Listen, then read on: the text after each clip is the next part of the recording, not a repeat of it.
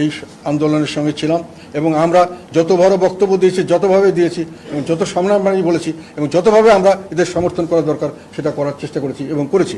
আমি বলেছি যে আমাদের দলের সবাইকে বলেছিলাম, যে যেখানে করো, ছাত্র সংগঠনকে বলেছিলাম তোমরা ছাত্রদের সঙ্গে যাও, কাজ করো। এই জিএম কাদেরকে, হাসিনা তো পলায় গেছে, জিএম কাদের কিন্তু বাংলাদেশে আছে। এই মানুষটাকে অতি শীঘ্রই আইনের আওতায় এনে শাস্তির ব্যবস্থা করতে হবে জিএম কাদেরকে। দেশের মানুষকে হত্যার পিছনে যদি আওয়ামী লীগের 10% থাকে, জিএম কাদেরের আছে 20% হাত। জিএম কাদের জাতীয় পার্টির এত নির্লজ্জ, এত বেহায়া, আমি মনে করি যে শেখ হাসিনার আগে এই জিএম কাদেরের কান ধরে এর বিচার করা উচিত। এবং আপনারা দেখবেন রংপুর এবং বিভিন্ন জায়গায় জাতীয় পার্টির অনেক নেতারাও বন্দুক চালিয়েছে, সাধারণ ছাত্রদের হত্যা করেছে। তো সেই ক্ষেত্রে জিএম কাদের বর্তমান যে একটা ফেসিবাদী এবং এটা যে শক্তির সাথে আপোষ করেছিল, জিএম কাদের এখন পল্টি নিচ্ছে। আরে ভাই, দুদিন আগেও তোমরা আওয়ামী লীগের দোষর ছিল, ছাত্রদের হত্যা করেছ। এখন যেই আওয়ামী লীগের পতন হয়েছে, তোমরাও পল্টি দেওয়া শুরু করেছে যে আমরা ছাত্রদের পক্ষে ছিলাম, আন্দোলনের পক্ষে ছিলাম। তাহলে চূর্ণ থেকে শুরু করে তোমাদের রংপুরের লোকেরা কেন সাধারণ ছাত্রদের বুকে গুলি চালিয়েছে? তোমাদের কাছে একটা প্রশ্ন রেখে গেলাম। এবং জাতীয় পার্টিকে বাংলাদেশে নিষিদ্ধ করে মির্জাফর সংগঠন হিসেবে ইতিহাসের পাতায় লেখা হোক। এবং এই জিএম কাদেরকে, হাসিনা তো পলায় গেছে, জিএম কাদের কিন্তু বাংলাদেশে আছে। এই মানুষটাকে অতি শীঘ্রই আইনের আওতায় এনে শাস্তির ব্যবস্থা করতে হবে জিএম কাদেরকে। দেখেন, এখন পর্যন্ত আমাদের রাষ্ট্রপতিকে চেঞ্জ করা হয় নাই। এখন একটা বাংলাদেশে বিশাল ষড়যন্ত্র চলছে। যে কোনো সময় ঢাকার রাজপথে আবারও এই ফেসিবাদ সরকার অবস্থান নিতে পারে। সেই ক্ষেত্রে আমাদের সবাই সতর্ক থাকতে হবে। এবং এই পরিকল্পনা করছে কিন্তু আপনার এই জাতীয় পার্টিকে নিয়ে। জিএম কাদেরের মাধ্যমে একটা পরিকল্পনা করা হচ্ছে বাংলাদেশকে অস্থিতিশীল পরিস্থিতি করার জন্য। শেখ হাসিনা ভারতে মোদির সাথে বসে বসে রুমের ভিতরে সেই আপনার এক এক ধরনের নেতাকর্মীদের উস্কানি দিচ্ছেন। সেই ক্ষেত্রে আমি বলবো, জিএম কাদেরকে যদি গ্রেপ্তার করানো হয় এবং এই যে আপনার 14 দল কিংবা আওয়ামী লীগকে ডাকে নেয়, জিএম কাদেরকে ডাকছে, এটা একটা চক্রান্ত হতে পারে।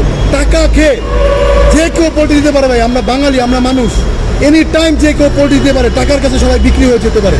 সেই কারণে আমি বলবো, যারা জিএম কাদেরকে ডেকেছেন এই আপনার নির্বাচনের জন্য, অতি শীঘ্রই প্রকাশ্যে মিডিয়ার কাছে এসে ক্ষমা চাবেন।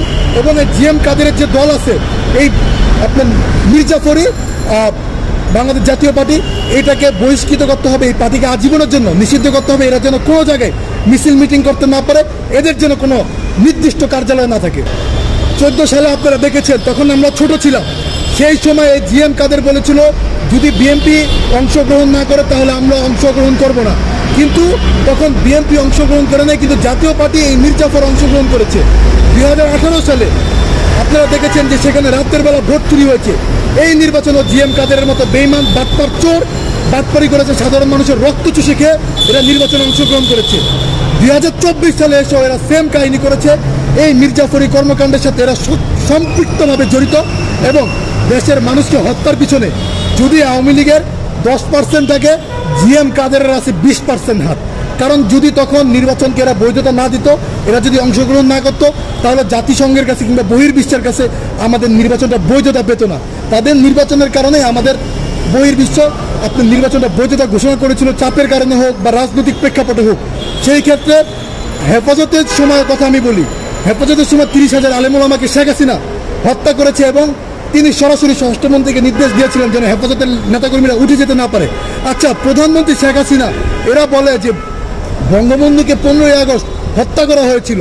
তাহলে প্রধানমন্ত্রী একদিন বলেছিল যে হেফাজতের লোকেরা রাস্তায় রং মেখে শুয়ে আছিল, পুলিশ এসে লাঠি দিয়ে জুতা দিছে, তারা নাকি উঠে গড়িয়ে পালিয়েছে। তাহলে আমি যদি এখন বলি বঙ্গবন্ধু আগস্টের সময় আপনার রং মেখে শুয়েছিল, পরবর্তীতে তিনি পালানোর সময় মিলিটারিরা তাকে গুলি করে হত্যা করেছে, তখন আপনার কেমন লাগবে?